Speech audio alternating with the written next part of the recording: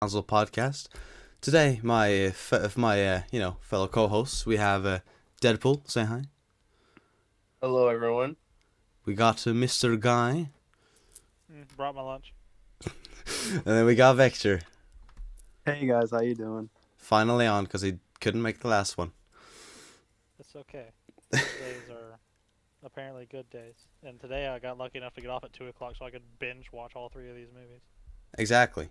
So, today is a bit different from the last time. Today we have a review, and the review is of a movie that is on Netflix. So massive spoiler alert, by the way. It's Fear Street, and this is a review of Part 1, which is based in 1994. So we've all watched this movie in preparation for the podcast, obviously, because it's a review. Yeah. So the one that suggested this was Deadpool. So I think that Deadpool might, you can start off by saying anything you want to say. Do you want to, maybe go into what the movie is about, or? Rabbit Yeah, tails, so- here we come. Essentially, it's a horror movie. Whoa. No, yeah, Oh, that's crazy, God. right? Who would have That's known? crazy. Holy shit, you just blew my mind. Who would have thunk, Yeah, eh? essentially, it's a movie about, to play it down a little bit, but not really. It's a movie about a string of killings in a town that has like super high killing throughout the past, like super high kill ratings or whatever the word is I'm looking for. Serial And killers? then Yeah. yeah, like the numbers of kills A in the bunch of past years murders. has been super high. And then the neighboring town, I believe the name was Sunnydale or Sunnyvale, Sunnyvale, yeah. has There's no Sunnyvale victims. And then Shady. And Shadeside, yep. Yep. So essentially it's this group of younger people trying to figure out why their town is cursed with this serial killer string of events, and the town that's less than 10 miles away isn't. So yeah, it comes out, it starts off strong, showing, like most horror movies do, shows the first murder in a mall. Spoilers, by the way. This whole thing is spoilers. In big text, when we put it on YouTube, we just put spoilers. Yeah. Yeah. I'm just put it over the basic thumbnail, just like spoilers. Be careful. Just have it, put it in its own chair. Yeah, just put like Spoilers. spoilers in his own chair. Yeah, okay. Or Red like- letters, spoilers. Or have like Superman flying up in the background, like when he was holding the big meteor Yeah. kryptonite. He just has spoilers on the back. Yeah. I might do that. Anyway, so it boils down to, there's a big conspiracy going on where one town is having a shit ton of murders and the other town isn't. The names kind of foreshadow and have a play in that. I mean, you have Sunnyvale, which is untouched by any murders or crime, and then you have Shadyside, which is like the slums and everybody keeps dying, and there's a high crime rating. So it's pretty cool starting off like that. My opinion on the movie as a whole, it's absolutely awesome. Yeah. It's one of the very few newer horror movies that I thoroughly enjoyed from beginning to end. Yeah. It keeps you on the edge of your seat, like you don't know what's going to happen. Everything that happens surprises you, and I think it's just an absolute blow out of the park for a horror movie. Yeah, and I think what you said as well with like when it comes to modern horror, it's a real what was it called? Like it's a breath of fresh air, Throwback? realistically, because there's been Yeah. a lot of modern horror that isn't there. There's been a few good ones here and there, but like in general, modern horror has a tendency to be a bit shit. So it was really a breath Nah, of it's fresh air. not as good as the older ones that Yeah, a lot of older audiences grew up with. Like, you have your classic Friday the 13th, Scream, Poltergeist, like the big yeah, and Exorcist. Like, you have all of those big names that a lot of these newer movies just don't get to hold a candle to. And yeah. I Yeah. think that this was a very good homage to the slasher horror genre, which Yeah. spoiler alert, it is. Yeah. You can see a lot of the callbacks that they try to, like, literally the first scene in the mall is literally a direct, like, almost It's rip just off straight of out of Scream and Yeah. how Yeah, he yeah. targeted his victim. Like those little touches will make horror fans really happy. Yeah, there's There's a small lot of little Easter nostalgia in eggs it. throughout it. Yeah, it's just small little Easter eggs throughout it that'll really any horror fan or anyone who even just enjoys watching horror. You don't even have to be a horror fan. Just it's a movie. It's a movie type that you like. Yeah. What it feels like. It's to me just is really like it's a movies- solid horror movie in my opinion, and Yeah. I'm a really big horror movie fanatic. Yeah. And so to see all these like little references and touches that they put on, it really made me happy that they appreciated enough to reference it and pay homage to them. You can definitely tell that the director who was doing this movie, I can't remember her name, but it was a female. Lee Janiak. Yeah. Yeah, Yeah, she put Wikipedia her page, heart and fucking soul cheater. into this passion project, and Yeah, I commend her for her work. watched Dead Meat's Kill Count on it, and he talked about the behind the scenes and stuff, and definitely go watch that. Oh, I did too. Yeah. I watched that. I literally just watched that later today as I was getting food. Yeah, I watched that after I finished the first one because I knew we were going to review it. So I Yeah. was watching that and how she wanted this to be a horror movie that teenagers felt like they shouldn't be watching. And Yeah. she wanted the actors to seem like actual teenagers, which they do look the part. They Yeah. do. Not like, They do. Uh, Yeah. you know, They you don't watch the feel very 70s me- forced, which a lot of them feel I- forced. When I watch the movies, because there are 3 parts, when I watch them, I actually Googled the ages, and the ages vary a lot. And I was like, you know what, I was actually impressed because I when I Google it, I obviously there's a lot of movies and stuff, you know, they use older people and make them look younger. Like, I don't know, like Tom Holland in Spider-Man. Like, I was convinced that he was 16 in the first one, even though I knew that he was 20. But like, so Yeah, but I was even though obviously I know this, but I was very pleasantly surprised, I would say, when I saw that the ages varied so much. Like, I think one guy that I looked up, he was 22, and another girl was 27. Like, the ages varied, but they all made them seem like they were they teenagers. feel young. Yeah. Like, I genuinely believe like these were 16 to like 18-year-old people like Yeah. trying to solve this. Like that's something I was very much convinced on. It shocked me to just figure out that these ages are a lot older. Like this was a very type A class of Yeah. like casting, and they did a very good job. Well, what they did, And with all and these three are people movies- from different horror genres all around that have already been in this type of field. So congrats to them. Yeah. These 3 Yeah. movies were all filmed back to back to back. So Yeah. they were Yeah. actually And they able were from to Georgia, which keep gotta the love con- that. They had to keep, my neighboring state. They had to keep the constant flow of filming all the movies back to back, which was probably a hassle. But they got it all done, and they made it look good. And Yeah. don't get me wrong, it's not just one big homage to horror movies. It has its own direction once you get into the later movies. Yeah, This like first one it feels like a love letter, yeah. and that love Oh, they're letter all is love letters very written. to but different Yeah, the types. first you know, one, the second one, I- and I- the third one, it starts to become its own thing. I might have to get a character from one of the movies. I might have to put them in the council chair, one of the council chairs, because you know we have Absolutely. we have a few The open little spots here. kid, like the little brother figure, definitely him. The Ooh. guy with the Yeah. computer. Ooh, yeah, I yeah, love Oh my yeah. god, That would dude, be cool. he was without him, they all would have got fucked up real Oh, bad. yeah. That they He's all that- would Yeah. have got murked. He's the dude from Scream who's like, "Don't ever stay, I'll be right back," and the guy goes, "Be right back." He Yeah. was the You, one you who know, was, like, theory crafting. do you know where he actually started as an actor? No, I don't. He started on like Nickelodeon or something. Really? He started. I remember the first time I saw him, which was I think the first job he ever did essentially as an actor. I remember I watched a TV show on Nickelodeon where he plays like this like cool, not brother, but he's like the friend of like these 2 main characters, and he was the cool guy with the cool father who was like a celebrity, and I like even in that like that TV show like it's one of those like things that has come after our time that's not as good. Yep. But like his I know what character is you're actually talking about. enjoyable, and his like uncle or whatever the fuck is also enjoyable, and I've always liked him as an actor.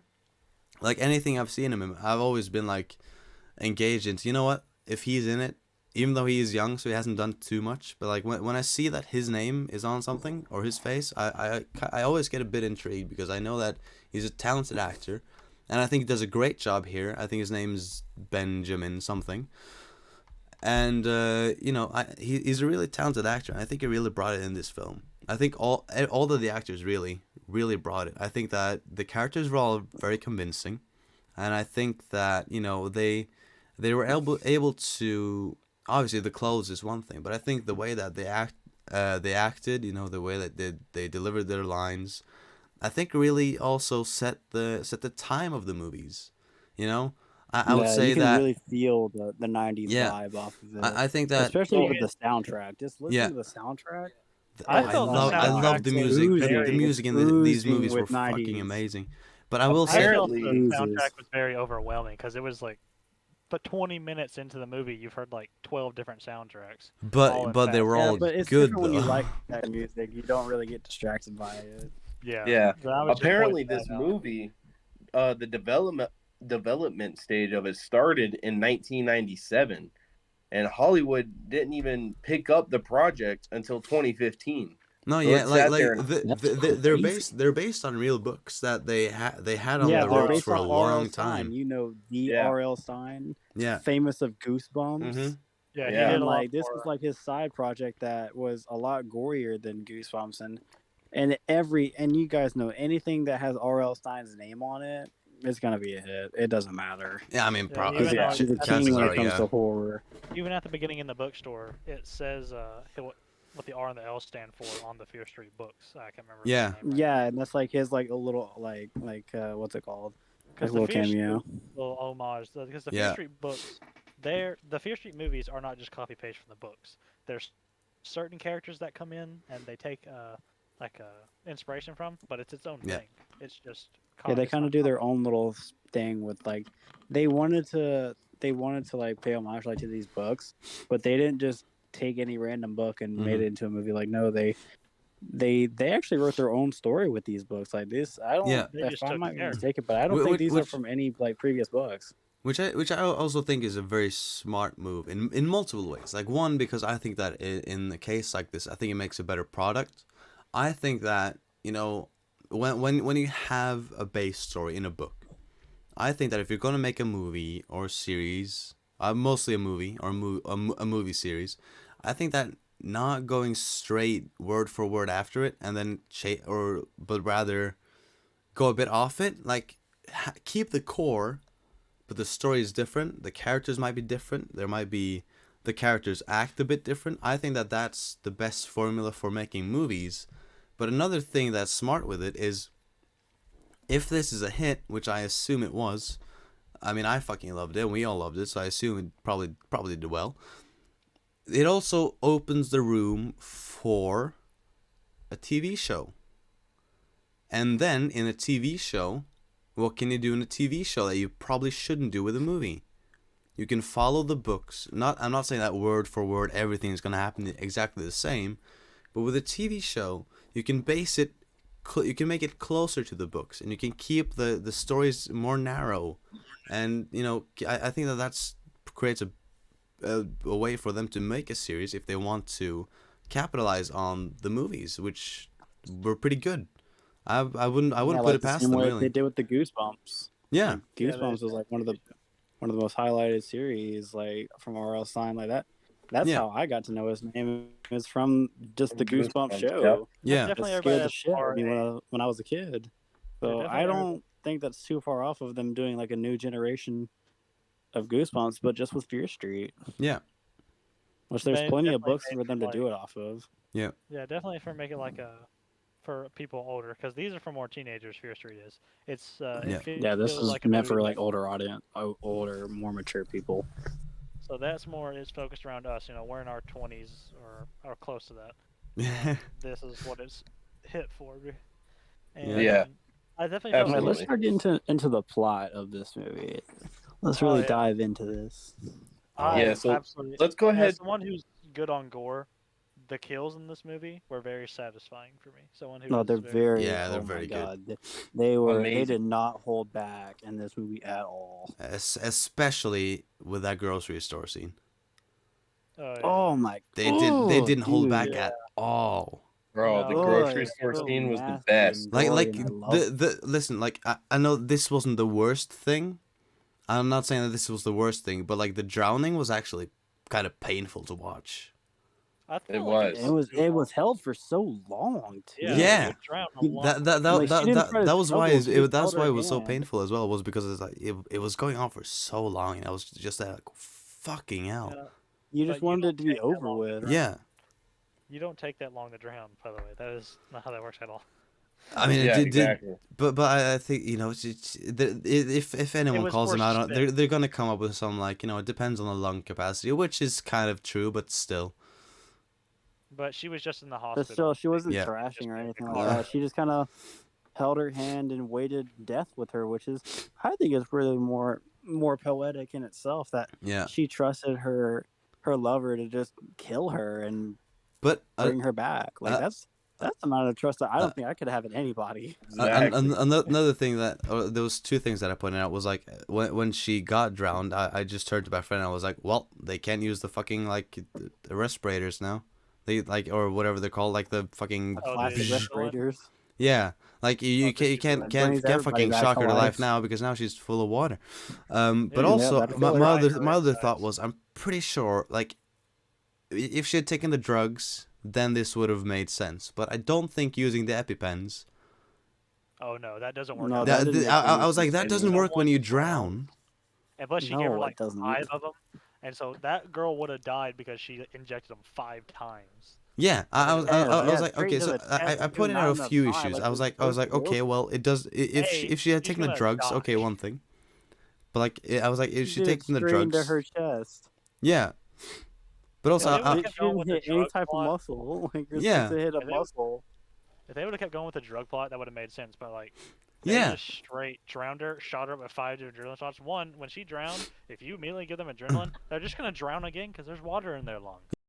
like I turned to my friend and I was like, you know, okay, we'll forgive it because the movie's pretty good. But I was like, okay, if she had died of the drugs, she had taken the drugs.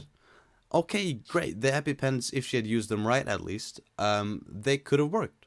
But when you drown someone, it's not the same thing. Yeah, and exactly. I was like, and also she has to inject the EpiPens, right? And also, there are genuinely, if you drown someone, you can just. It sounds it's not that CPR. easy, but like do mouth to mouth, do CPR, bro. Yeah, broken ribs Yeah, versus like, dead is what I would take any oh day. my god. Yeah, They only didn't stick with the drugs because they wanted to add more suspense and I get that, but yeah. I really wish that they had just stuck to the drugs, honestly, gave, because like, going out in that drowning was yeah. Like I really didn't prefer the, it. the thought that I Yeah. went for, like I kind of I let it slide a bit because I did like the rest of the movie, but like I let it slide. Yeah, but I that's like a thought that minor I thought that infraction. when she kicked the drugs, so like they all got spread out on the floor or whatever. My thought, and my friend as well, like we turned to each other because I watched this with a friend, and we turned to each other and we were both like, okay, now the problem is probably gonna be that she takes like the wrong. And not in Yeah, the like, wrong takes the order, wrong but things. she like takes the wrong amount or the wrong pills or something, and then that's gonna fuck her up. But like we that was what we expected, that she's gonna fuck up with the drugs or something. Not that she was gonna go over and drown. Yeah. So it was it was a bit of a shock there, but I kind of I let it slide because I did really enjoy the rest of the movie, and I think it's one of those things where you in this particular case, not in many other cases, but in this particular case, I think you can let it slide in the sense that the entire movie from the get-go established itself as this is going to be a real horror movie and a homage to the originals, but it's also going to have a state of comedy in it. It's going to be serious, It's gonna try to do but the it's going to Stranger be Things route. not that serious as at the same time, which was clear. Like the character of Simon was the perfect character to introduce in this scenario, in my opinion, because he was a great comic relief, and then I enjoyed him. yeah, I think beginning I I did, think he but when he also said, like, oh, really yeah, helped the dead, movie. it's cool. So I think that going with the route that doesn't really make sense, you know, if you know your biology, you know your science, the route that they went didn't make sense, but you can also forgive it because the entire movie from the get-go established itself as this is serious, but there's going to be a massive amount of shit that isn't serious at all to make you laugh. And then you can go the route of something that isn't realistically, somewhat, no pun intended. Like you can spare them for that because they've established that it's not going to be that serious from the get-go. And the movie isn't realistic because it's not realistic that some kid comes back from the dead and kills people. So it not being realistic, okay, yes, the humans had a general sense of being realistic, but you can also forgive it in that sense as well. Like, if this had happened in Halloween or Scream, then yeah, I would have been like, fucking hell, this doesn't make sense. Not because obviously there's some comedy here and there in Scream, for example, but the problem with those movies is that they are realistic. Okay, Michael Myers seems to have a bit of superpowers here and there, but just in general, they are realistic. Michael Myers is just in general, he's a normal human being. In Scream, they're normal human beings. So if something unrealistic like this happens, you go, well, what the fuck is this? You just broke the entire structure of the movie. But in this, everything is unrealistic already, so it's okay. In my eyes, at least. You can forgive it, I think. Yeah, I believe so. It's more the fact that every good movie has something bad about it, and I think this is fine. Yeah. These three movies did really well. I enjoy them. I haven't finished the third one, and I'm still sitting on like 20 minutes. Yeah. But out of all these three, I think the third one by far is definitely like the creepiest. Yeah, I can see that. I love the brutalness of the second one. That's what I liked. And then this first one was the foundation that built the rest, and I loved it. Yeah. It was great. It had that right blend of things. And the plot on its own, it's trying to see, like, well, what's going on? Why are they trying to kill us? And they figured out, oh, this is paranormal. Yeah. I liked how they didn't just go with, oh, it's just some dude back from the grave, the ghost face. Yeah. Jason. Yeah. They did their own thing. It's a witch thing. It's this. It's everything they've built with from the Fear Street stories onto the movie. I enjoyed the movie itself. It was just fun. It was different. It was a breath of fresh air, but it didn't feel like it was stepping too far away from the horror slasher genre. Exactly. It stayed right where it needed to be. It had all the elements it needed. And I think we should get this lady who directed it to definitely do some more. Yeah, I think that she could go on to do some great stuff. I think there are a few up and coming directors now that are definitely someone to look out for, especially when it comes to horror. I mean, we've already established what's his name? Aquaman. Juan. Yeah, we sucked his dick in the first one. Yeah. I think that he definitely is one to look out for. This Lei Janiak, I think that she's definitely someone to look out for. I think that the guy who did the Invisible Man, he's definitely let's see, what's his name? Leigh Whannell. He is definitely someone to look out for because he's also really good. Also an up and coming director. I think that there's a few to really look out for now, and like I'm definitely gonna watch out for their names if I see a new project coming out, especially if it's horror related, because it seems really good. And yeah, I mean there are just some people that really understand it. Some people that are coming up now that really understand what to do and what not to do. Right. A few things I had to add was backing up to talk about the comic relief character we have in this movie. I think, and this is just my opinion, I want to hear what y'all have to say about it. I think the only person that I can honestly think of that would have done a better job is, I'm not quite sure what his name is, but from American Horror Story, the blonde character. Yeah. Silver. Here, I'll bring his name up right now. You mean Evan Peterson? God, I can't remember his name right now. Yeah. Oh yeah. Oh, he's great. Oh yeah. He's the guy who plays Quicksilver, right? Yep. Yeah. He would have fit that role amazing. Oh yeah. For that comic relief, he would have character. killed it. He would have actually absolutely destroyed it. But I think part of the reason they didn't is because these young Disney actors coming into their first horror Yeah. movie into Century Fox, and I think that's why they didn't go that route, because he is a big name. He's no longer a Yeah. Disney Let's see. actor. Yeah. This whole cast is all Disney actors from different Disney shows and movies. Yeah. Yeah, Like another the thing, guy that they they're cast, all new. he's 21, and his first project was in 2018. He hasn't done anything big name before this, but after this he's done a few things. So After this, they're gonna start looking at him a lot more closely. yeah, Oh, yeah. I think that we have definitely. I mean, I think the entire cast here is definitely someone to look out for, but I think he fits a very specific type of role that I think that we don't really have enough of. That I think that he will Yeah. probably, if he plays his cards right, which wouldn't surprise me if he does, considering what he's just been part of. I think that if he plays his cards right, I think that we could be looking at a massive star. I think that he would get calls all the time about playing roles, and I think if you consider how his role in this movie was as well, I saw that I think that he could easily also play a serious character. And I think that if you can balance that, both you show that you can play serious, but also be the comic relief. I think you're set, because I think that he could easily play a serious role as well. So I think that he definitely is someone to look out for, really. Oh yeah. Yeah. That's fair. And I think this Fear Street, the trilogy they have, is one of the very few trilogies ever that, you know, I would consider a top 10, where this is one of the trilogies where all three movies are just absolutely phenomenal. Yeah. And it works as a trilogy, and it also works just on their own, each one of them. Yeah. And that's And hard I to do think from a filmmaking standpoint too. exactly. I Like, think a lot of people watch lose For all of them interest. to make sense individually and together, that's not an easy thing to do. No.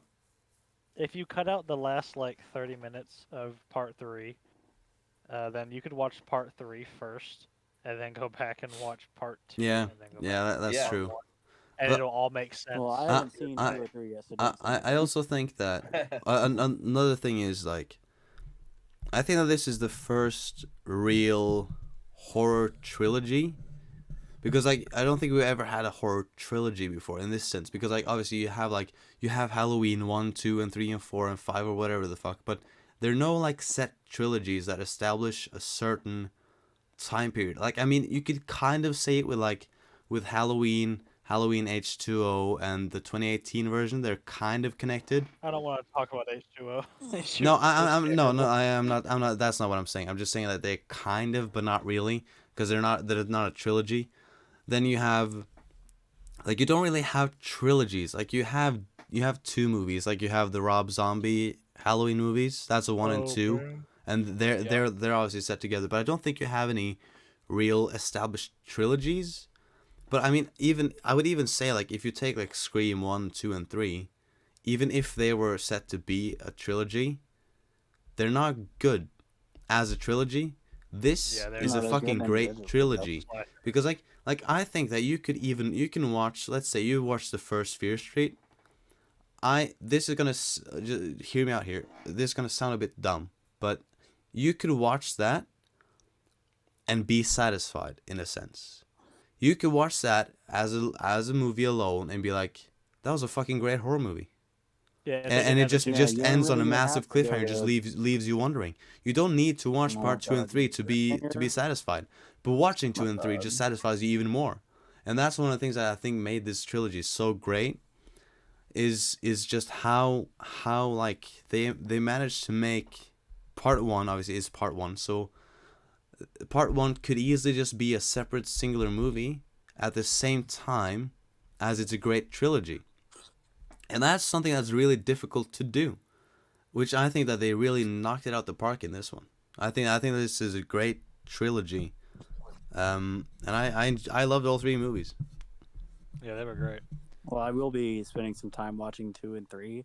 I just recently got off 1, and I'm still just getting over how good it was, Yeah. and how much it impacted me. Like, like a lot of the scenes in there, like just they really made me happy as a horror movie watcher. Yeah. I can only imagine what the reaction would be if this was released in theaters, because it was Oh only my released Oh my in god. god! Well, the funny it thing did is, premiere. It premiered at the Los Angeles State Historic Park, actually. The first one? Yeah, but it didn't go Yeah. worldwide. It was just no, in it that didn't go one worldwide. area.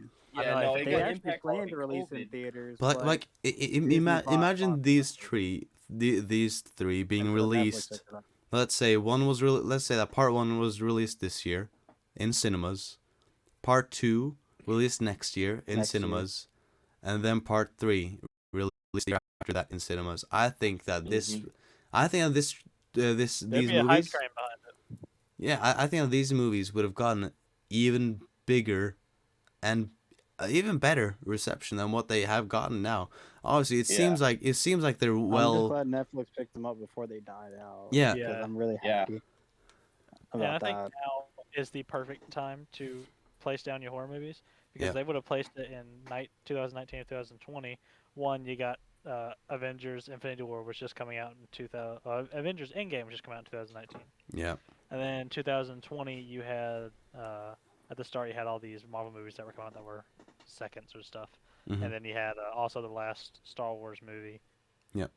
And you had all these big names that were coming out with stuff. And then you had recently Zack Snyder's cut of Justice League on HBO Max. You had yeah, all these Shang-Chi and the Ten Rings. Yep. I think now Yeah. Which I haven't watched all it. that's I'm gonna watch been- that. Same. Yeah, I've watched it. But after now, if all those have been released, I think it'll be the perfect time to release it, because we just got finished with Candyman. So Yep. now let's release this. It's new, but it's also the same thing, familiar. We got all this news about these great horror content coming later, yeah. and then release it next year in between all There, the other. there's in what is it, like in only a week there's coming out a new Halloween movie. Yeah. Yeah. Yeah, it's So about so to release now. which by the And- way And what we have to do a review about that. Oh yeah. I obviously, but- think with Fear Street, I feel like if the third one would have came out, as in, like, when Endgame was coming out, if 1 and 2 had already been in theaters and the third one came out along with Endgame, I feel like in the box office they would have been neck and neck with each other because of how good this trilogy is. Yeah, It's not that as wouldn't big of a surprise me. name That wouldn't as surprise me. Avengers. You know, I don't No, really it's not as big of a name as Avengers, but just the production value itself and like Yeah. how well they work and work alone or together, just it's amazing. Because I don't I think that what fast the thing with about the Endgame. big name as well, because like it's obviously it would never be as big as Endgame, because Avengers Endgame is coming off of the It's edge of one the Avengers biggest Infinity movies War. ever released in cinematic history. Yeah. Yeah. But I think that I think that they would probably, I think you're on something there with saying that they would be neck and neck, because yes, the name isn't as big, but with the amount of hype and everything that part 1 and 2 would have built up, no matter how big the name is, I think that horror movie goers, or people like us who love horror and science fiction and all that stuff and superheroes, I think that they would have been neck and neck, because people like us would go and see both. Superhero fans would go and watch Endgame, and then every horror movie fan that has Would have some went to see sort Fear of, Street. that has a Even casual good sense. moviegoers. Yeah, even casual Yeah, moviegoers just went and would saw go it and just watch like this he because did. of how good You part were 1 and going 2 was. like this movie. I don't think it would have gotten anywhere near Endgame, honestly, because Endgame's had such a build up from 2008 for the first Iron Endgame Man. was basically an event. Yeah, It yeah, was. yeah. Every It moviegoer was. got to be a part of. I don't even classify it as a movie because I remember going into Endgame on day one. Endgame and Infinity War are the best movie experiences I have ever been a part of. It really was like a special event for humankind to It watch was. that Yeah. be released. Well, if you're like me and several other people who read the comic books, you knew already how things were going to plan out. You knew they were going to win, but it was Yeah. like they've built their own universe. Oh, It's everyone! I think every Marvel fan has read the Infinity Stone. Yeah. I think everyone's seen it. I Though mean, like, actually have not read any of the Marvel comics, so I want to, but I haven't yet. yeah, I mean, I get it. I think I think it says a bit about, you know, how deep my comic knowledge goes when I say that I have seen Howard the Duck have the Infinity Gauntlet with all Yeah. Infinity Stones. That says a bit about how deep I've gone, bros. Now, if we talk Star Wars comics, that's a whole new thing, bro. That's a whole new thing. That's Been there very, and done that. that's very different when we get into Star Wars content. And we have podcasts that will be filled with that. Let's just say that. Coming in the Yeah, future. And Future. I will say Fear Street, I think, is and you know, this is a hard opinion for me because I love everything Star Wars. That's the reason we started this with Star Wars. But I think Fear Street blew fucking 7, 8, and 9 way out of the water. Oh, yeah. for how Oh, well they definitely. That's not even that's not even a factor. Like Not even. They ruined 7, 8, and 9. I think that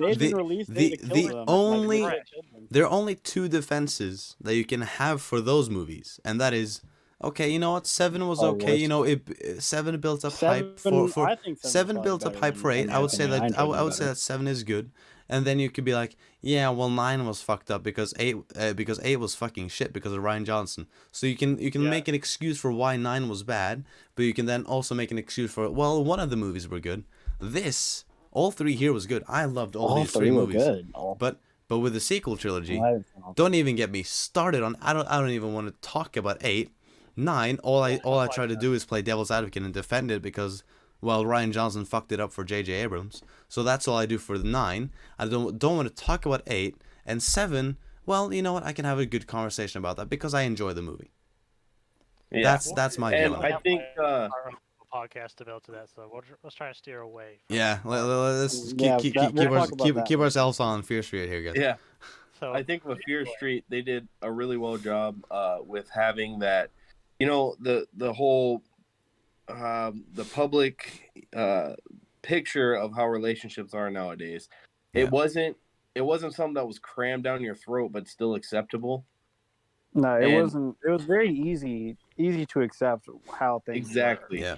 Yeah, exactly. well, in the 90s, gay people weren't really all that out like Dude, they they had I couldn't even imagine being in that timeline and like just not being accepted like that. And because obviously it is a completely different world where anybody can be anybody who they want to be with no subjugation and stuff like that. But back then, like, that was very taboo. Yeah. That was against the American standard of how to live. Like, and they both, spoiler alert, the two main characters, they're gay for each other. They're lesbian couples, but and it doesn't really matter because their chemistry works. Yeah. And that's I don't have a problem with that. I want to see good chemistry between good characters. Exactly. And that's what I got out of this experience. That was a great thing about this trilogy. I rooted for them the really. whole time. I rooted for them the whole time during that movie. Yep. To me, every relationship here was realistic. I think that every relationship. Now I'm not going to go too much into 2 and 3 because that's for another podcast. But all 3 movies, great chemistry, believable. Like the brother and sister thing in this movie, great. The gay relationship with the ex that, you know, like, well, she kind of wanted to hide that they were together. All of this was really, really, really convincing. I thought it was great. I thought this movie established a lot of characters in a great way. Whenever they talk to each other, you get this sense that they have this passion and they have this history with each other. Yeah. It's really kind of unspoken about whenever they're around each other. And that's just something I love, deep dives like that, to where they act like they've been together forever. Yeah. And actually, during the first part of the movie, I didn't expect them to go this route because the brother literally says to the sister, "You just need to get over Sam." And then they do this weird shot where they go to Somerville. Yeah. And it shows like a guy and a girl, and automatically you assume it's the guy. Oh, you assumed it was the football player. Yeah. Sam's that douchebag guy, but then no, like 10 seconds later, she looks up and she says Sam, and it's the girl, and I'm like, what? Yeah. What? Really? And I'm telling you, you gotta give it to those actors because they sold those roles of being in love. They did, and then after that, I was way more intrigued. After that because I'm honestly, I'm really kind of tired of the same basic storytelling of lovers that I see all the Yeah, it's time the same relationship in all these the time. movies. It's the same one every time, no difference, no build up. Yeah, I'm all for representation if it's represented good. yeah, That's what I Right. like. I like representation that's good and believable. yeah. And Well, I it fully wasn't supported this. But Like I fully supported their relationship and everything they went through it together. wasn't a whole like, oh hey, by the way, they're gay like the entire movie. It Yeah, was Yeah. that I don't even think they. with it. She only said the word lesbian because she was making fun of her, Yeah. like in their argument that they had, like, oh, Like, they Yep. just don't want to be with a she said lesbo. like the Leslie or something from Shady's side or something like that. Yeah. And Yeah, like The you don't les- want to be with the lesbo from Shady Side. Yeah. Like that's like the only time that word's even mentioned, and then yeah, Or like even it's gay. like never mentioned again. It's not shoved out there that this is a gay, that these people are gay. It's Yeah, no, like, which is they're also as- it's great because they don't push like they don't push the political agenda. Like just full no, of- like to me it's not like, hey, I we're have nothing gay, look at us, if we're you gay. want to Like, they don't push say if that. you want to put a gay couple in a movie or a show or whatever, that's fine by me. It's just when they push it down your throat to be politically And they correct, make it a point that is every when it's a 4 seconds problem. to But spill in it this out.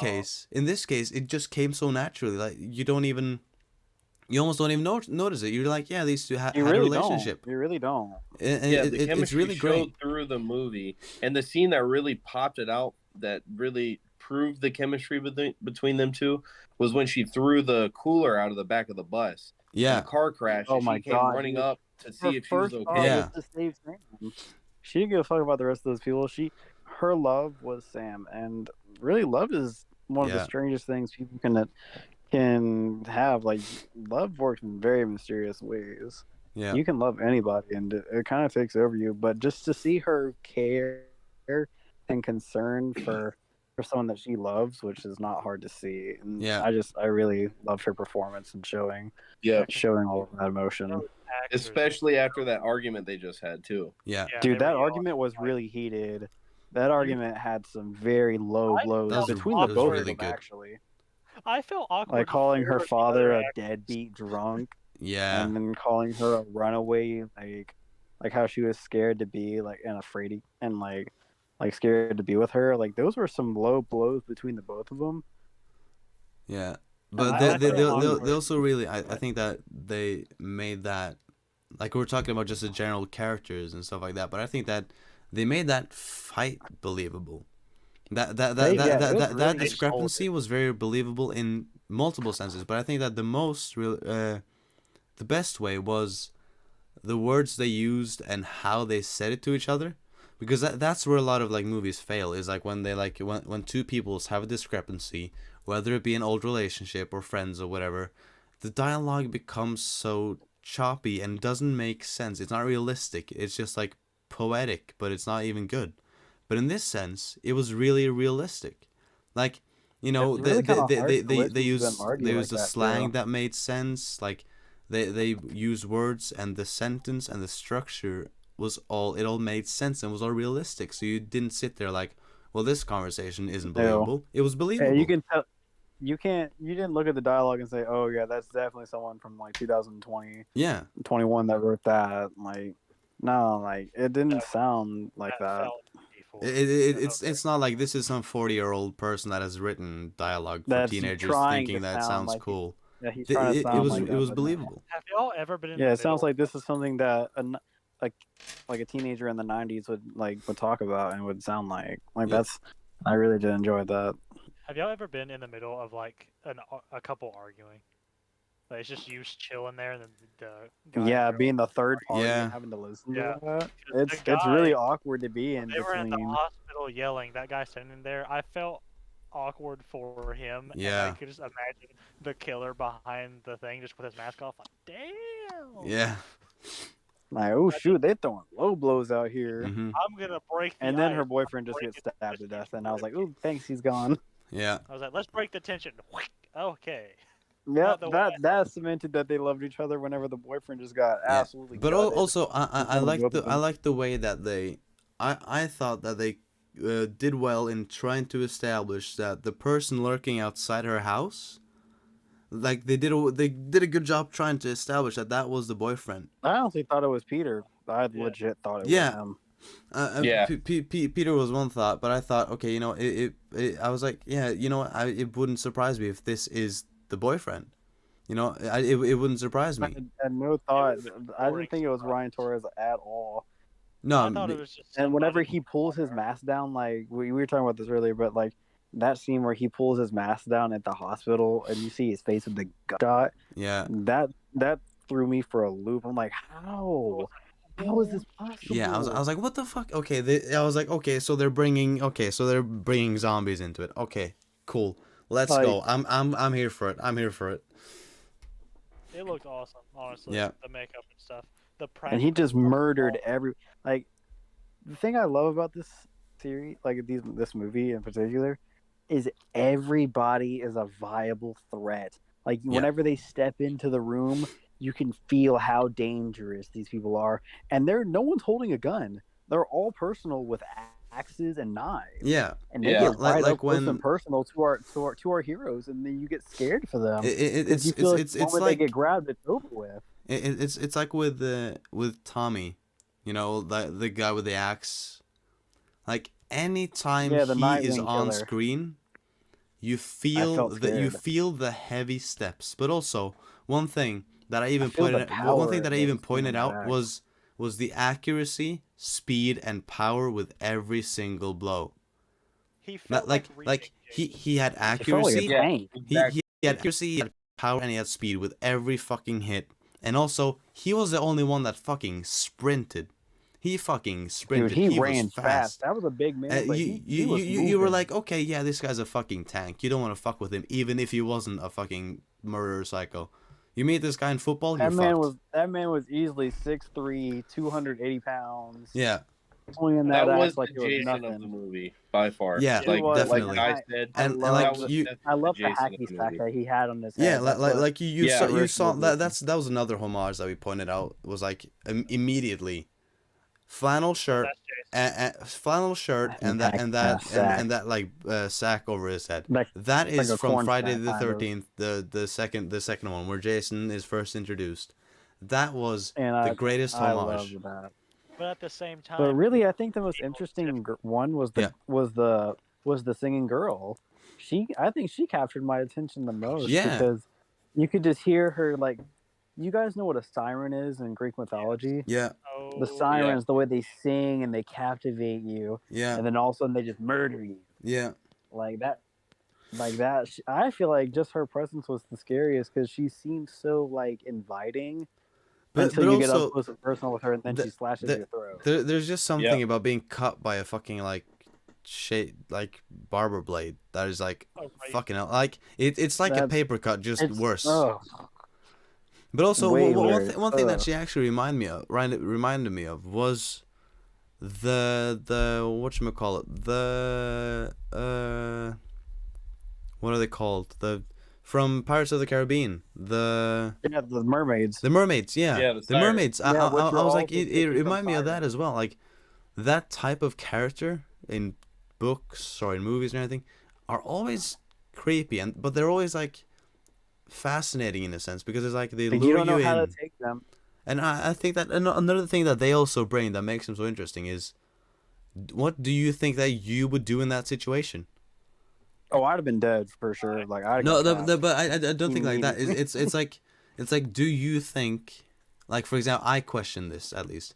Do you think like, okay, would you have been lured in that same way? Would you have stood back and questioned it, Oh, or no, what would honestly- you have done? Oh, in that scenario, if I'm just walking out in the middle of the night and I hear some girl singing like that, oh well, no, I'm dipping. It's over. Yeah, No, I'm exactly. not Creep- that creepy curious. chick. I'm not that curious. Yeah, No, he was just standing in the middle of the street, and homeboy walked up to her like, "Hey, you all right?" Or no, she was sitting on the curb. That's what it No, was. yeah. was She sitting in was a sitting on the corner. curve in like a foster. I was like, "Nah." But okay, Nah. okay. I don't like that. That's Here's how I sketch. would die. I have a natural instinct of if someone's hurt, I want to help them because I keep a first aid kit in my bag. Oh, yeah, So, same. Alcohol wipes and band-aids, sewing kit, all that stuff is in my bag. I carry this bag around with me everywhere I go. If it's not on me, it's near me. And when I first glanced at her, I thought, oh man, maybe it's like a girl that was hurt by the skull mask guy or one of the other people to make it look like someone's hurt to trap them. And so me being me wanting to help them, I probably would have walked up and to her and said, "Are you hurt?" And then I die. Yeah. That's Get how I get would. can See, can I? I'm all about I that mind my business scenario. yeah. That's just some Facts. random girl like singing by herself and like Singing basically beautifully midnight. though. No, Singing beautifully, my friend. no, no. Yeah, That's the problem. She's That singing one's too beautiful. good. It was She's creepy. she's singing too good. Yeah, She's it's singing like way too good for you that to too be good to be normal. crying right now. You're too good to be crying. You that ain't nah that ain't it, Nah, Chief. nah. That's it for me, Which Chief. I'm gonna but have to back away. but by the creepy way, level by the was way, on par with the kids from Nightmare on Elm Street when yeah. they sing Freddy's song. La It was la on par la with la that. la la la. Yeah, no, I don't fuck with that. But No. by the way, speaking of Don't Chief, do that. guys, Don't do speaking that. of Chief, there's one thing that I want to delve into, which, you know, it comes up more in 2 and 3, but we can discuss his role in this movie as well, which was pretty big. Mr. Nick Good. Oh, Yes. dude, the sheriff. He is a After he is a watching these other fucking two movies, even just in the first He's an one, he's a idiot. fucking but he's an interesting character though. Cuz like yeah, he, you wonder so much about the because you know like he seems like an alright guy, you know, when for example Yeah, what he seems like trustworthy at first. after the car crash, you go, you know, he seems like an alright guy. You know, he sounds convincing when he's like, "Yeah, I'm trying to help you." And he seems like one of those cops that is like he's friendly with the kids. Like he lets them slide when he can, but but when he actually like takes them in, he does it in a kind of good way. That was the role that He plays the I good thought. cop. He Yeah, plays the good cop on that. he's a very good cop in my eyes. And then all of a sudden, when they're at the station, and you know, first they're both dicks, and then he starts to listen, but then he fucking breaks it. Then he breaks it and goes. well, When they go, okay, so you don't believe us, and he goes, what the fuck? No, of course I don't. He didn't say that, but like when he then all of a sudden he breaks from the I believe you to, I don't fucking believe you. Like, what is this? This is just some dumb story, and you go like, well, Well, what really, the fuck? it is. really, It's what a- doesn't make any sense to me is Yeah. that he should believe them. Like at the point, like why wouldn't you believe these girls when you've had a string of murders throughout your entire town, Yeah.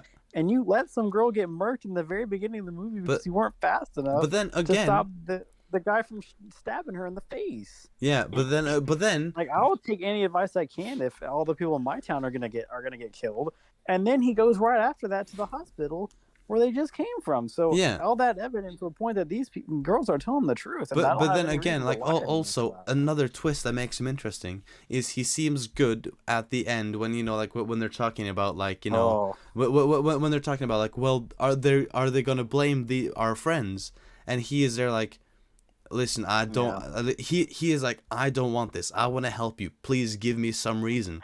And that's when you go, well, okay, maybe and he they all is good. stonewalled her. He's such a mixed bag, and that makes him such an interesting character.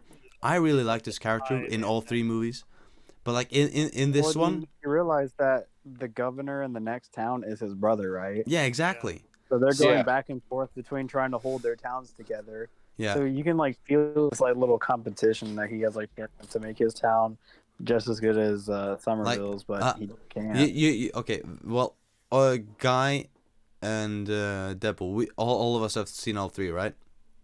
Yes. Yeah. Yes. Vector, I haven't just finished wait because I until got you see part 2 and 3, okay? Just wait, We okay? can't. Oh, I we can't can't. talk too much because We he can't hasn't talk seen too much. 2 So and 3. I'm just talking about the I'm first a movie. one person at a time. I didn't know if we were gonna. I didn't know if we were gonna do all 3, or else I'd have just binged it out today. But I was No. under the We're assumption that we were all gonna only wait only on doing only doing part 1 today, and then we'll do part 2 and another Well, another day, don't- and then part well, 3 ne- another day. But you know, Well, I I'll binge 2 and 3 tomorrow yeah. So I because I can't. I fucking literally loved can't him. wait. I loved Can't wait his to see character. the Like plots in the store. as a horror fan, he was a fucking great character. Just the way that he was on and off. You never really understood. Never really knew what he was gonna do in this movie. I think that he was a fucking great addition to it, and I think he's also, you know, when we talk about the homage, I think that he was a very good mix between the cop that is always understanding but sadly ends up dying. He's the one guy that believes the characters, but he sadly ends up dying. He was a good mix of that and also uh the cops that just don't give a shit. That they just like, yeah, sure, dumb kids. He was a good mix of both of those, and I think that made him a unique but very good character. Because like at first you go, okay, well, this guy seems like a good cop, someone that the characters are probably gonna trust. Then he becomes a dick. Then all of a sudden you go, okay, well, he seems to want to listen. Then he becomes a dick again. And then towards the end you go, okay, well, he wants to respect these two friends of the girl. And he wants to respect that, so you like him, but you still sit there at the end questioning, what is this guy's deal? So speaking of like paying tributes with characters, I got a strong feel from him. I can't remember the dude's name, but from Friday the 13th, and you play as him in the game, the one who actually killed Jason. Oh, That's what. Yep. That's who I got a feel for in the beginning, and then events unfolded, and it slowly faded away. But at first, that's what I was picking up was that character coming out in him. Yeah. It was such a good movie. Yeah, I think this movie was great. Just thinking that was one because I watched Candyman not too long ago, the newer one, and I just was really disappointed with the film. Yeah. But this one, I was really hoping was gonna be good. Something I thought, oh man, she's another. Like Candyman wasn't all that good. I was really kind of expecting to see it. Yeah, same. I haven't seen it yet, but I'm cautious to what I believe yet. Yeah, I haven't seen it yet either. It was more for this one, I was looking at like, oh man, it's just another thing of Netflix just taking a stab at horror movies. It's not going to be good. Yeah. And I was really hesitant to watch it. I was really busy all this week, so I couldn't watch it. And then today, I just binge watched all of them. But yeah. I'm not done with Yeah. Oh my God, guys! Exactly Well, one thing we haven't talked about, which we probably should have, like, a massive turn of events. You know, when the skull guy when he breaks into their house and he doesn't attack them, Oh my. and you later figure out what was he looking for? Yeah. The fucking blood. Yeah, the blood. It was the blood. blood. All Yeah. of a sudden, all of a That sudden, you go made- like, "Oh my God, Sam has so much more to do God. with this story." Like Dude, you just go, "Wait, she okay, was so the hold main up. focal This point of the whole motherfucker just story. ran past him, and all this shit happened. Well, what the fuck? Oh my God, Sam's the fucking key. They're after Sam because she touched the Anne is grave. the key. Because Yep. of her nosebleed from the car crash. Yeah, And she kind of coughed up blood. I think it was clever to do that. It gave drive for everybody, and she didn't just feel like a love interest. She felt Yeah. like she was important to the story after that. and it Right. created an Everybody epic else. scene as well. Oh yeah, for everybody else. But- The bathroom scene when they trapped all the characters, I fucking love that. And then all of a sudden that they was all fun. come I did back. too. I was like, And they fucking actually played it. They actually made it something really smart. Like they didn't. Like that was a very smart way to get rid of your enemies. Like it just Yeah. wasn't some basic bonk over the head, encapsulate, like get rid of them type of thing. Like no, like they was fucking planned smart. that out. And also that's what I love you know, with foreshadowing, her using the vent over the stalls, which was Yep. was where they Yeah. kept the drugs earlier. Yeah. Like, you know, these I kinda movies, picked up on these that movies are all too. full of amazing foreshadowing. Which, like, foreshadowing, like if you use it wrong or use too much of it, it can Everywhere. be very overwhelming. But in this movie, and I it found could it give away your fucking movie amazing. way too fast. Because in these movies, especially just in the first one, like anything you noticed, like to me, I sat through the entire movie going, okay, wait, could that be foreshadowing for something? Some of the things weren't, but that only made it better because like it kept you on your toes. Like, okay, wait, could that have something to do? Oh, maybe that. And it was just, I think it was kept you absolutely focusing brilliant. on every element and every second during the movie Yeah. instead of, getting sidetracked with something else. Where most movies you can sit there and play on your phone and still understand it. This one, because of the amount of foreshadowing, made you sit there and just analyze every single scene throughout the whole Exactly. thing. I was like doing chores or whatever watching this movie, but as I got like 30 minutes Oh, into yeah. it, I completely stopped doing it and I just watched it because I realized like, oh, this is that type of movie. Yeah, I need to pay attention. If I need to understand. just realizing like, oh, okay, you know what? I'm gonna fucking pay My attention to Netflix this. autoplay, Yeah. It's not some like white background noise like movie. Like no, like this is something like you got to pay attention to. Yeah, like I this got a is pile of something like dishes. even if you rewatch it, you don't just sit on your phone. Like you pay attention. I'm paying Like you could attention. even probably, if I I like rewatch this it. 2 or 3 times, I could probably pick up something new every single time. What I was Yeah. doing was for the first one and the second one. I'd finished the first one, then Netflix just went ahead and played the second one, and I was like, man, I'm gonna. Started to play a little bit and got them in there talking. I was like, man, I should probably start doing the dishes a little bit today.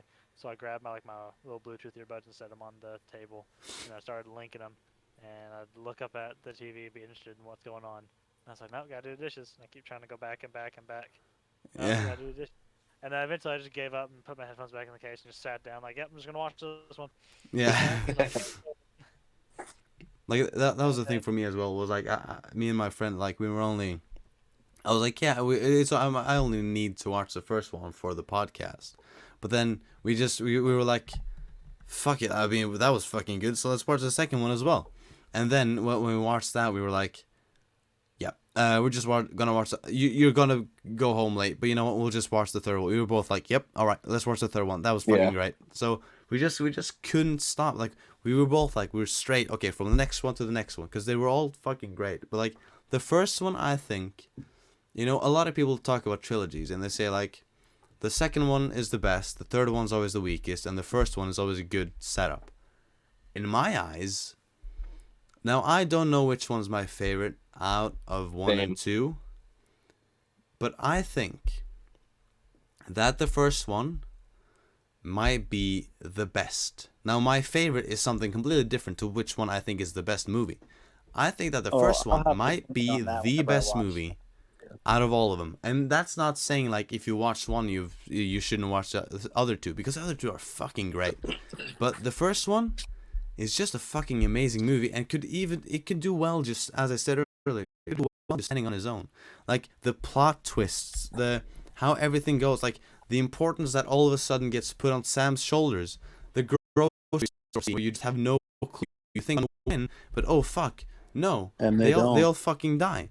Pretty much, and you're just like, well, what the fuck is this? Both Simon and what's the girl's name? We just said Kate.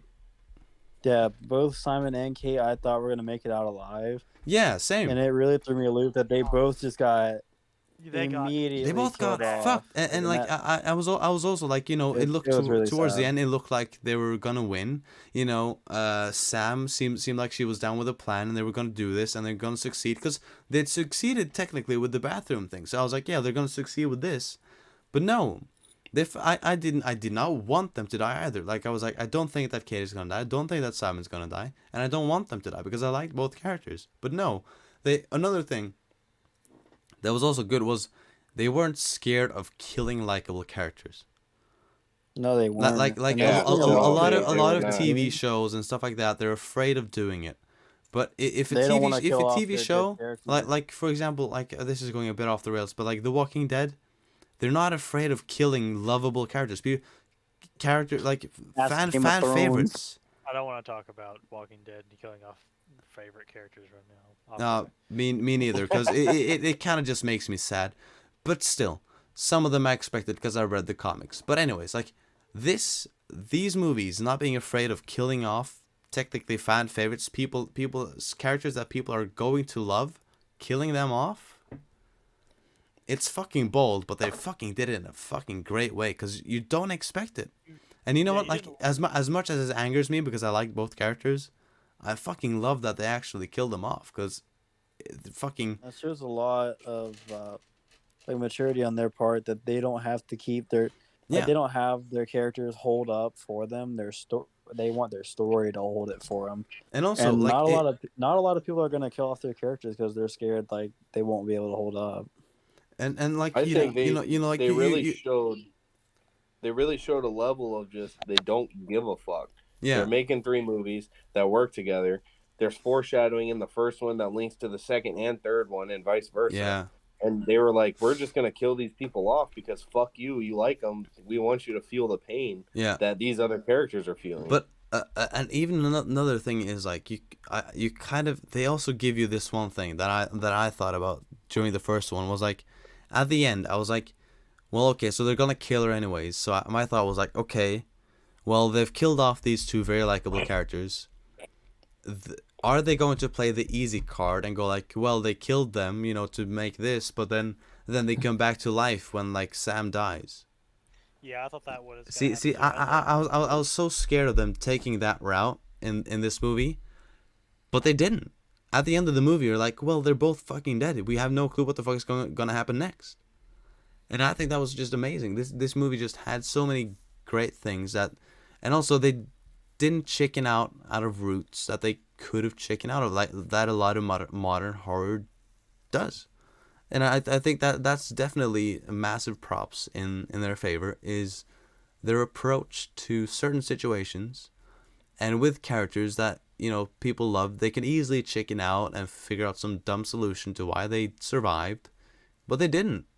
The entire time you're reminded, like, okay, well, they're not coming back.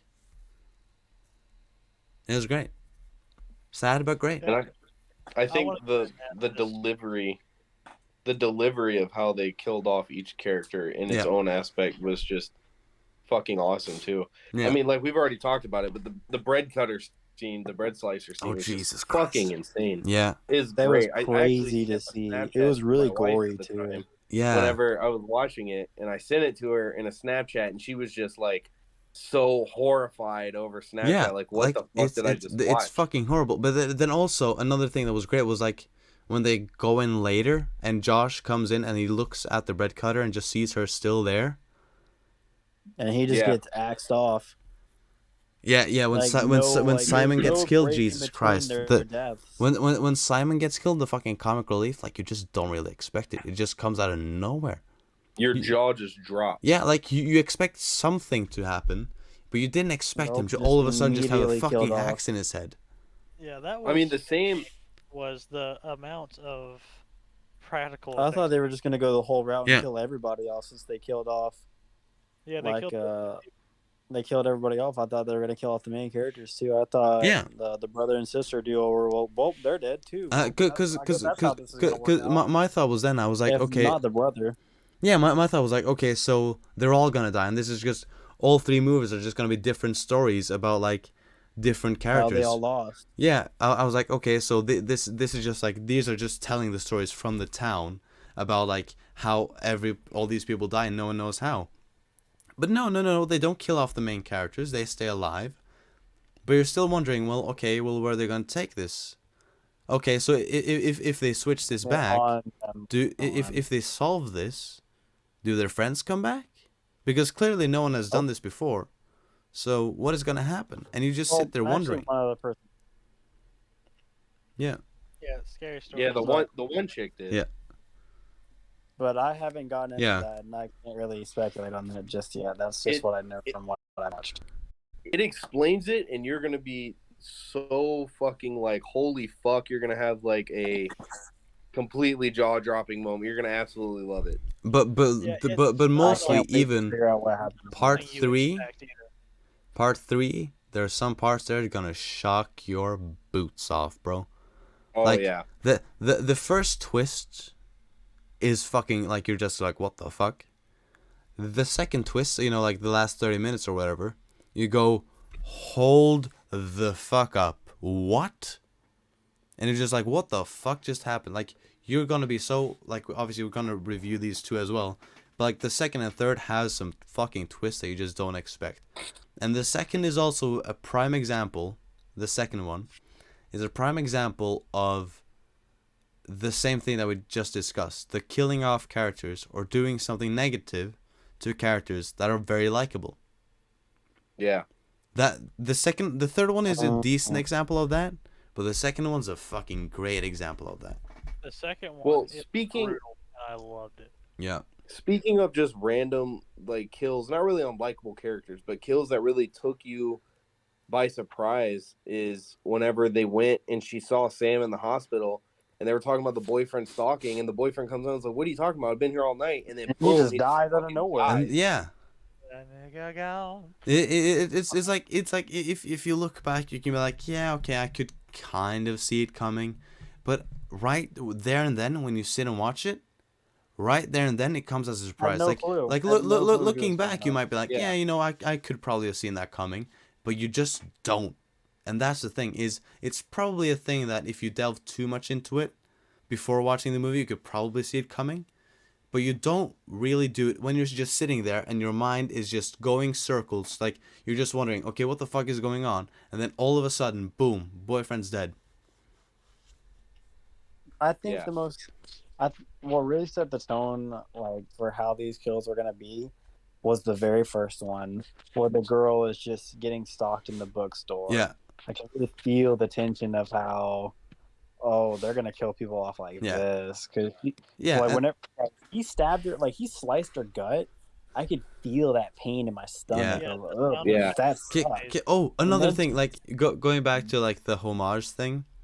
That was one Oh, thing that me, God. me and my friend, we didn't even say something. We just looked at each other like with a little cheeky smile. It was when she takes the phone and just hides behind the desk. We were both like, yeah, Yeah. okay. So because like obviously that's one of those dumb hiding spots that people choose just before they die. So we were both like, okay, yeah, okay, we're going this route now, are we? Okay, cool. And then we both actually expected her to just be chopped or whatever the fuck, but she didn't. Which was also like a little like it's a cheeky little twist because it's like first your reaction is okay, well this we've seen this before, but then she doesn't die right there, which was a pleasant surprise in my Yeah, eyes. I think what it was John Yak knew what everybody as a horror audience expected because of the movies that have been coming out, Yeah, and She had to do she something implemented different. the setup for it and completely changed the delivery. yeah, yeah. If you watch the first scene of Scream where they're killing the blonde chick, and then you watch the first scene Yeah. of Part 1 of Fear Street, Yeah. they mirror each other almost exactly. yeah, exactly. Yeah, that Yeah. that, that, that was That's- yeah, that's what what I I'm was talking about, thinking the as well. Was homage like, yeah, this is just in a the first homage to scene. Scream. They both just about to escape, and then the killer catches And them. then she gets stabbed. That knife in the back, that really hurt. Like Yeah. seeing her almost getting away, and then he just reaches out, and Yeah. then there's just I gotta no hand it escape. That's her friend that she was just talking to Yeah, earlier. that and then like that was actually like kind of it's not like I cried at it, but it was a bit emotional when she's just sitting there like, it's And me, she's just it's saying, me. "Why are you doing Because this thing?" that was actually, you know, like usually when you watch movies like this and like the killer is someone that the victim Like, knows. they know. Usually it's just like a shocked expression or something like what or something.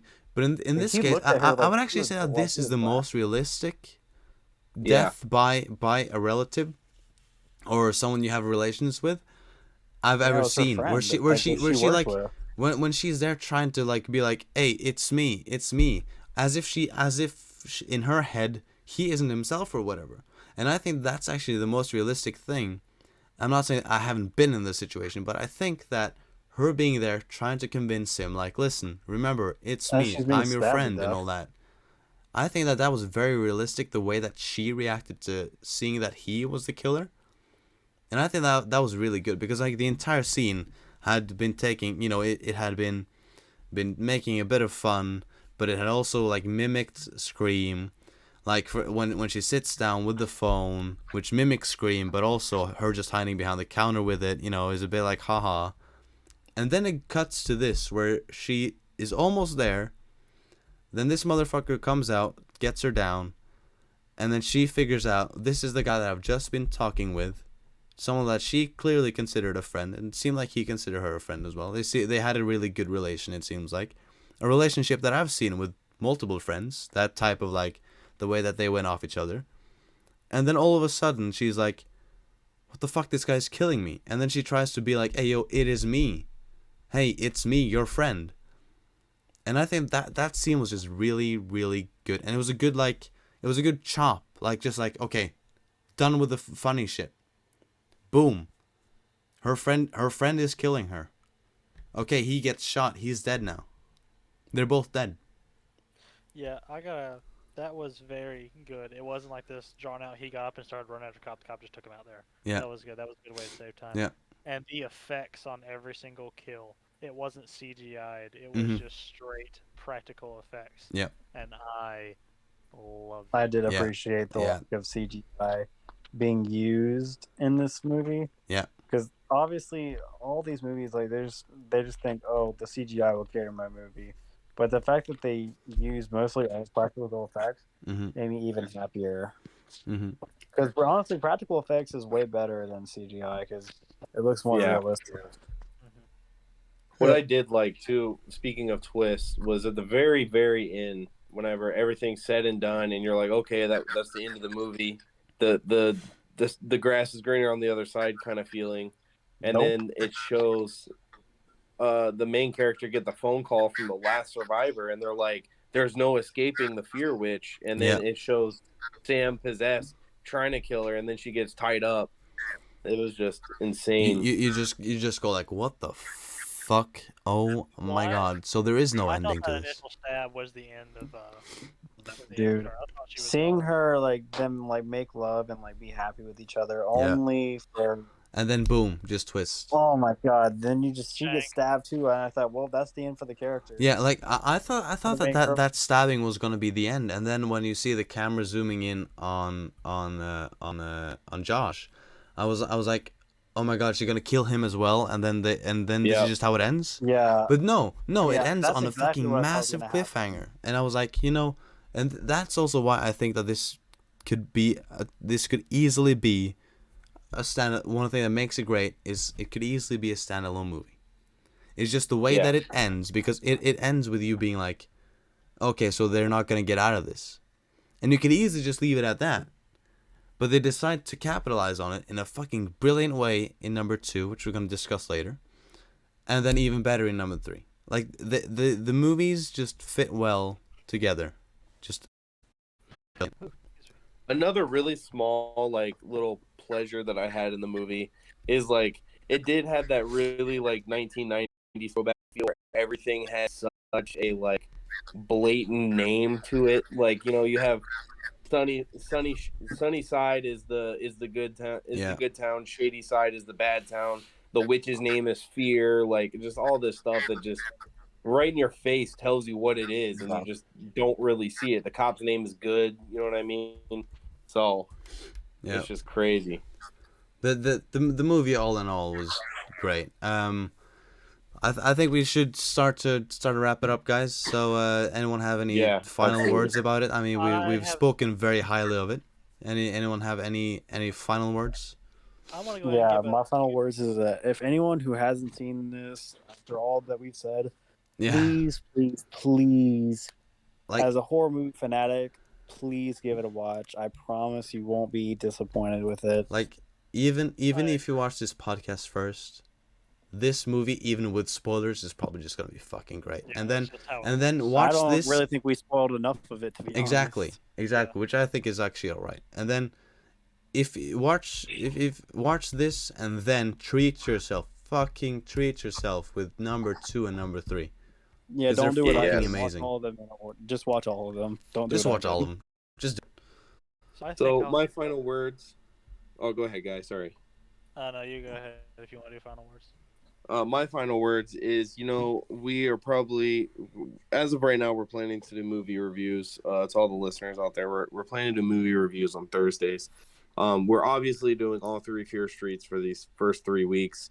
Yeah. If you have any recommendations, just go ahead and shoot them in one of the comments. And I'm sure one of the 5 of us that are all in this group, 4 of us right now, but one of the 5 of us will definitely see those comments and definitely talk about it in our chat room on it. So don't feel any way about just throwing in a comment, hey, you should check this out, because we'll see it and we'll definitely contemplate it. yeah.